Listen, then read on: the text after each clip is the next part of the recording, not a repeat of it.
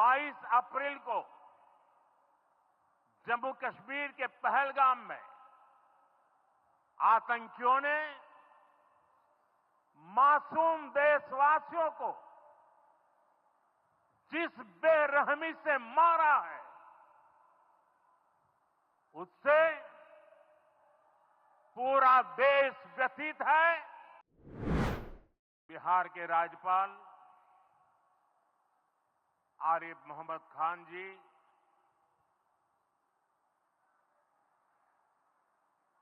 यहां के लोकप्रिय मुख्यमंत्री मेरे मित्र श्रीमान नीतीश कुमार जी, मंच पर उपस्थित अन्य सभी वरिष्ठ महानुभाव और बिहार के मेरे प्यारे भाई और बहनों, आज पंचायती राज दिवस के मौके पर पूरा देश मिथिला से जुड़ा है, बिहार से जुड़ा है।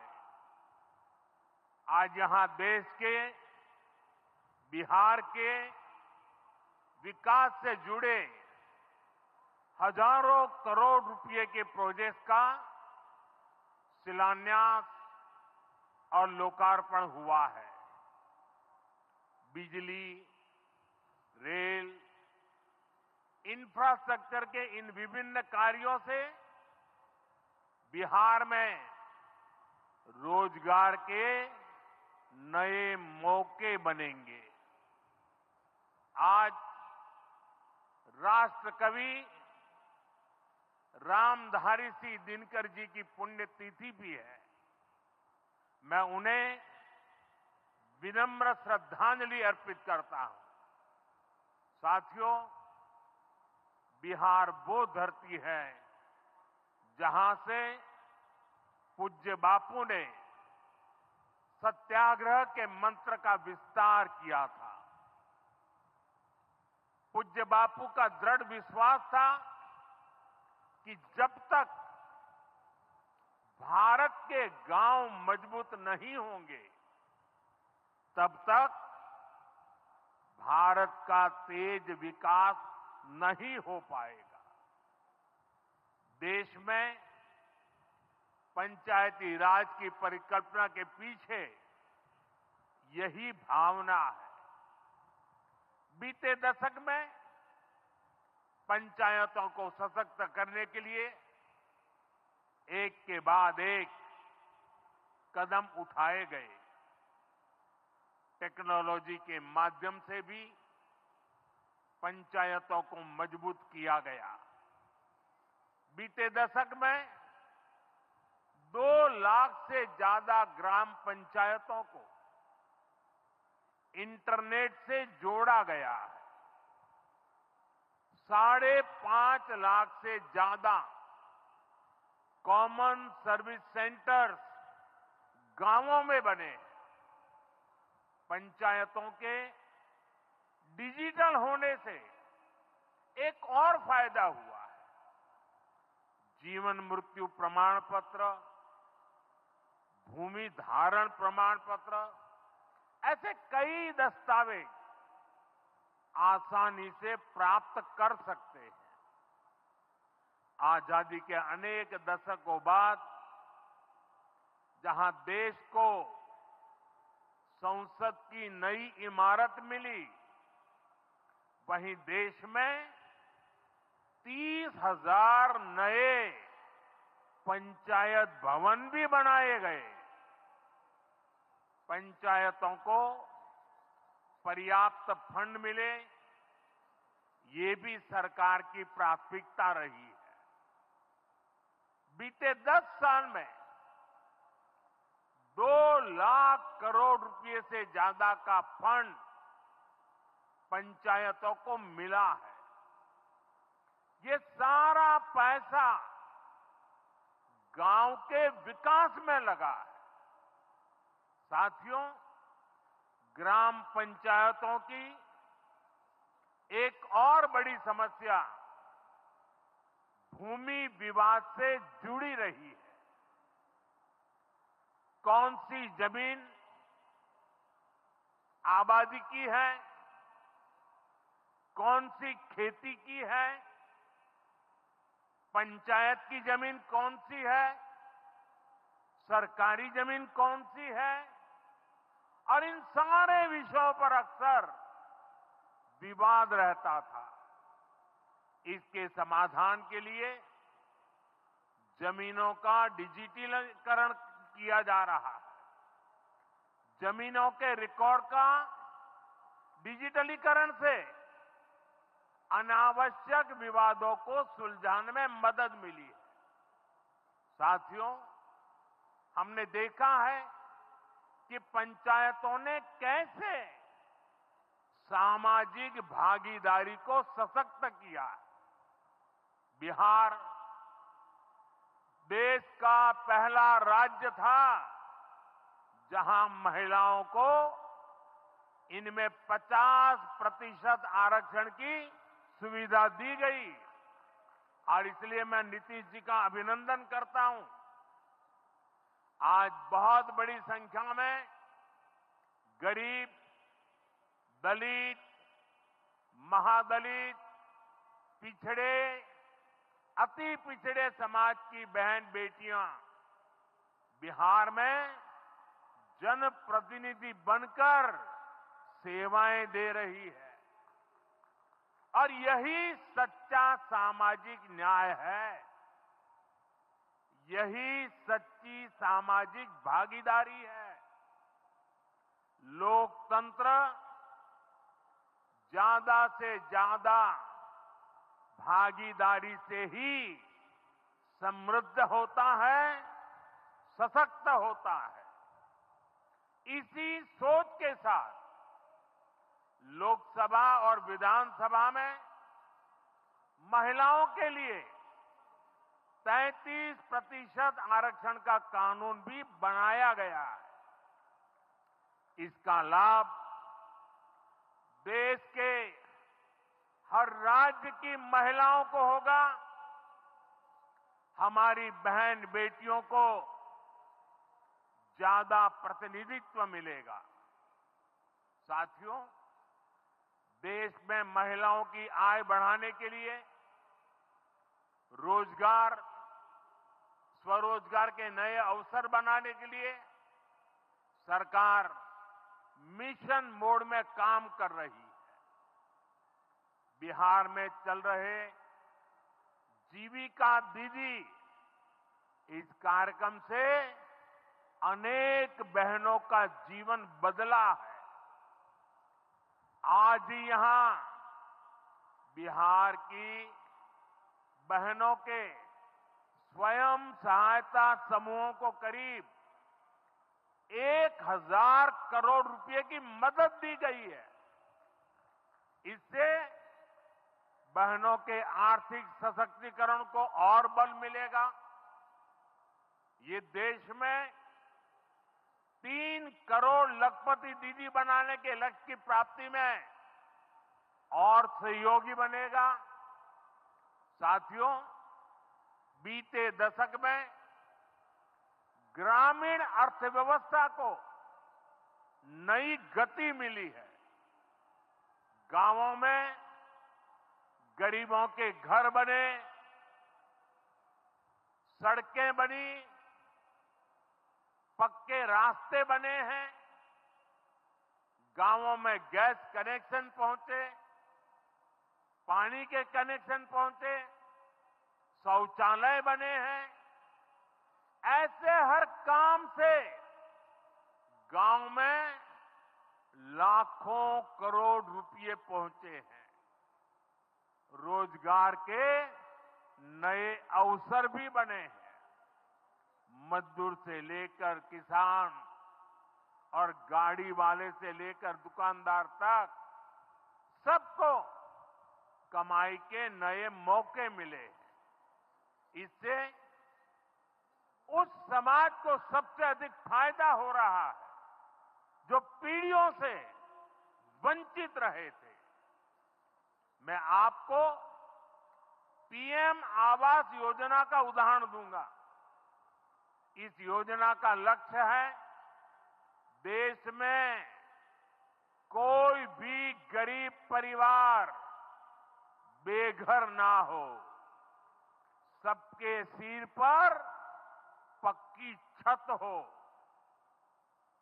अभी जब इन माताओं बहनों को मैं घर की चाबी दे रहा था, उनके चेहरे पर जो संतोष नजर आ रहा है, उनमें जो नया आत्मविश्वास दिख रहा था, वो वाकई इन गरीबों के लिए काम करने की प्रेरणा का कारण बन जाता है। और इसी लक्ष्य के साथ बीते दशक में 4 करोड़ से अधिक पक्के घर बनवाए गए हैं। बिहार में भी अब तक 57 लाख गरीब परिवारों को पक्के घर मिल चुके हैं। ये घर गरीब, दलित, पिछड़े, अति पिछड़े, पसमानदा परिवार, ऐसे समाज के वंचित परिवारों को मिले हैं। आने वाले सालों में 3 करोड़ और पक्के घर गरीबों को मिलने जा रहे हैं। आज ही बिहार के करीब 1.5 लाख परिवार अपने नए पक्के घर में गृह प्रवेश कर रहे हैं। देश भर के 15 लाख गरीब परिवारों को नए घरों के निर्माण के स्वीकृति पत्र भी दिए गए हैं। इसमें भी 3.5 लाख लाभार्थी ये हमारे बिहार के ही हैं। आज ही करीब 10 लाख गरीब परिवारों को उनके पक्के घर के लिए आर्थिक मदद भेजी गई है। इसमें बिहार के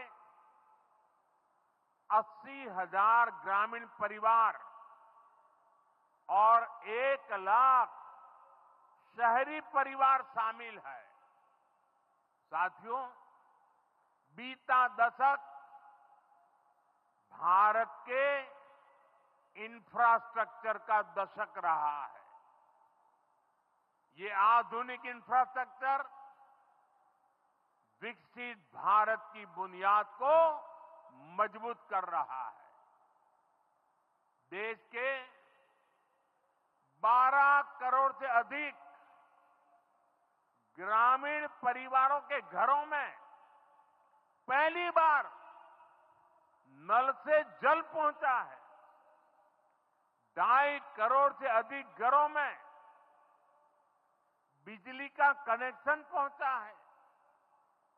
जिन्होंने कभी सोचा नहीं था कि गैस के चूल्हे पर खाना बनाएंगे, उनको गैस सिलेंडर मिले हैं।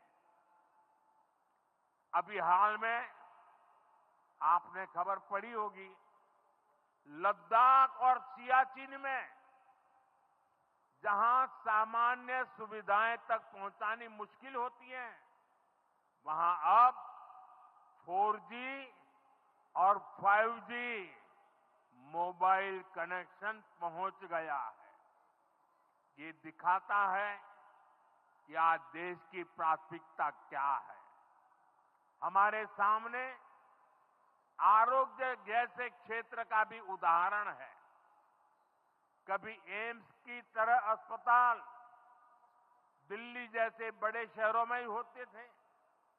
आज यहां दरभंगा में ही एम्स बन रहा है। बीते 10 सालों में देश में मेडिकल कॉलेज की संख्या करीब करीब 2 गुनी हो चुकी है। यहां झंझारपुर में भी नया मेडिकल कॉलेज बन रहा है। साथियों, गांवों में भी अच्छे अस्पताल बने, इसके लिए देश भर में 1.5 लाख से ज्यादा आयुष्मान आरोग्य मंदिर बनाए गए हैं। बिहार में ऐसे 10,000 से अधिक आयुष्मान आरोग्य मंदिर बने हैं। इसी तरह जन औषधि केंद्र गरीब और मिडिल क्लास के लिए बहुत बड़ी राहत बन चुके हैं। यहां 80% डिस्काउंट पर सस्ती दवाएं मिलती हैं। बिहार में 800 से ज्यादा जन औषधि केंद्र बनवाए गए हैं। इससे बिहार के लोगों का 2,000 करोड़ रुपया दवाई पर होने वाला खर्च बचा है। आयुष्मान भारत योजना के तहत भी बिहार में लाखों परिवारों का मुफ्त इलाज हो चुका है। इससे इन परिवारों को हजारों करोड़ रुपयों की बचत हुई है। साथियों, आज भारत रेल, रोड, एयरपोर्ट जैसे इंफ्रास्ट्रक्चर से भी बहुत तेज गति से जुड़ रहा है। पटना में मेट्रो का काम चल रहा है। देश के 2 दर्जन से अधिक शहर मेट्रो सुविधा से जुड़े हैं। आज पटना से जयनगर के बीच नमो भारत रैपिड रेल की शुरुआत भी हुई है। इससे पटना से जयनगर के बीच का सफर बहुत कम समय में पूरा हो जाएगा। समस्तीपुर, दरभंगा, मधुबनी और बेगूसराय के लाखों लोगों को नमो भारत रैपिड रेल से मदद मिलेगी। साथियों, आज यहां अनेक नई रेलवे लाइनों का उद्घाटन और लोकार्पण हुआ है। सहरा से मुंबई तक आधुनिक अमृत भारत ट्रेन शुरू होने से हमारे श्रमिक परिवारों को बहुत सुविधा होगी। हमारी सरकार मधुबनी और झंझारपुर से ऐसे बिहार के दर्जनों रेलवे स्टेशनों को भी आधुनिक बना रही है। दरभंगा एयरपोर्ट से मिथिला की बिहार की एयर कनेक्टिविटी बेहतर हुई है। पटना एयरपोर्ट का भी विस्तार किया जा रहा है। विकास के इन कार्यों से बिहार में रोजगार के नए अवसर बन रहे हैं। साथियों, हमारे किसान ग्रामीण अर्थव्यवस्था की रीढ़ है। ये रीढ़ जितनी मजबूत होगी, गांव उतने ही मजबूत होंगे, देश उतना ही सशक्त होगा। हम सब जानते हैं, मिथिला का कोशी का एक क्षेत्र बाढ़ से बहुत परेशान रहा है। सरकार बिहार में बाढ़ के प्रकोप को कम करने के लिए 11,000 करोड़ रुपए खर्च करने वाली है। इससे बागमती, धार, बूढ़ी गंडक, कोसी पर बांध बनेंगे। इससे नहरों का निर्माण होगा, नदी के पानी से सिंचाई की व्यवस्था होगी और हर किसान के खेत तक पानी पहुंचाने का इंतजाम भी होगा।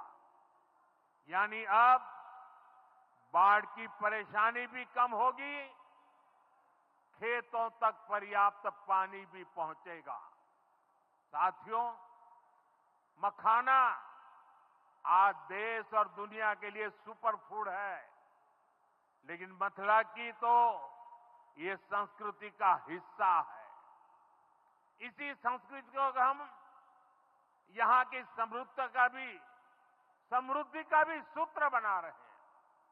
हमने मखाने को जीआई टैग दिया है, यानी मखाना इसी धरती का उत्पाद है।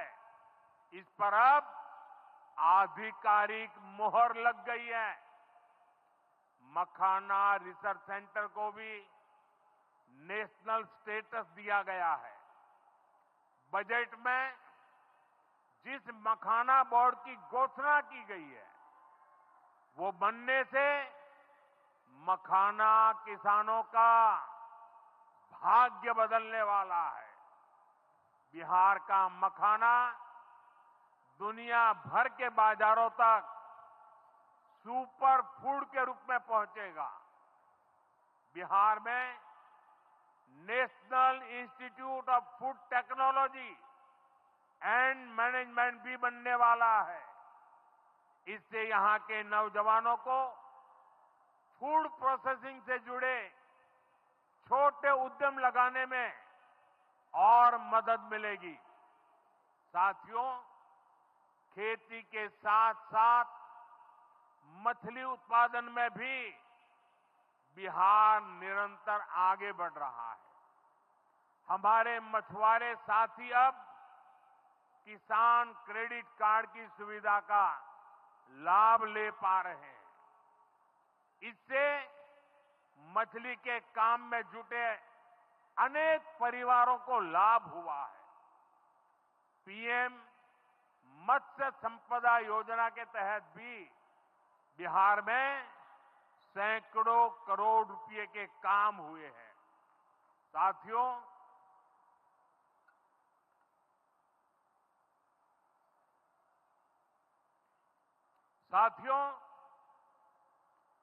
22 अप्रैल को जम्मू कश्मीर के पहलगाम में आतंकियों ने मासूम देशवासियों को जिस बेरहमी से मारा है, उससे पूरा देश व्यथित है। कोटि कोटि देशवासी दुखी हैं। सभी पीड़ित परिवारों के इस दुख में पूरा देश उनके साथ खड़ा है। जिन परिवारजनों का अभी इलाज चल रहा है, वे जल्द स्वस्थ हो, इसके लिए भी सरकार हर प्रयास कर रही है। साथियों, इस आतंकी हमले में किसी ने अपना बेटा खोया, किसी ने अपना भाई खोया, किसी ने अपना जीवन साथी खोया है।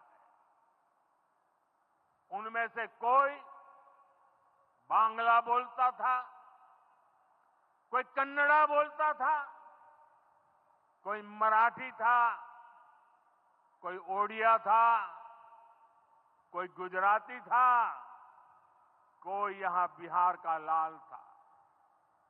आज उन सभी की मृत्यु पर करगिल से कन्याकुमारी तक हमारा दुख एक जैसा है, हमारा आक्रोश एक जैसा है। ये हमला सिर्फ निहत्थे पर्यटकों पर नहीं हुआ है। देश के दुश्मनों ने भारत की आत्मा पर हमला करने का दुस्साहस किया है। मैं बहुत स्पष्ट शब्दों में कहना चाहता हूं, जिन्होंने ये हमला किया है, उन आतंकियों को और इस हमले की साजिश रचने वालों को उनकी कल्पना से भी बड़ी सजा मिलेगी। सजा मिलकर के रहेगी।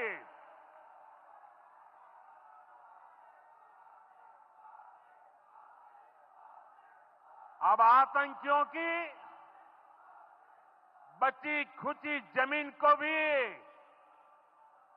मिट्टी में मिलाने का समय आ गया है।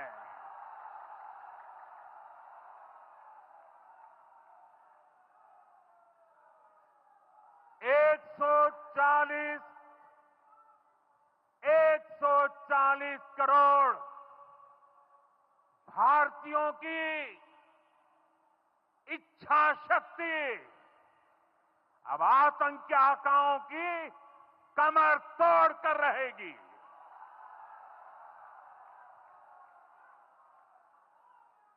Friends, today from the soil of Bihar, I say to the whole world, India will identify, track and punish every terrorist and their backers. We will pursue them to the ends of the earth. India's spirit will never be broken by terrorism. Terrorism will not go unpunished. Every effort will be made to ensure that justice is done. The entire nation is firm in this resolve. Everyone who believes in humanity is with us. I thank the people of various countries and their leaders who have stood with us in these times. साथियों, शांति और सुरक्षा ये तेज विकास की सबसे जरूरी शर्त है। विकसित भारत के लिए विकसित बिहार जरूरी है।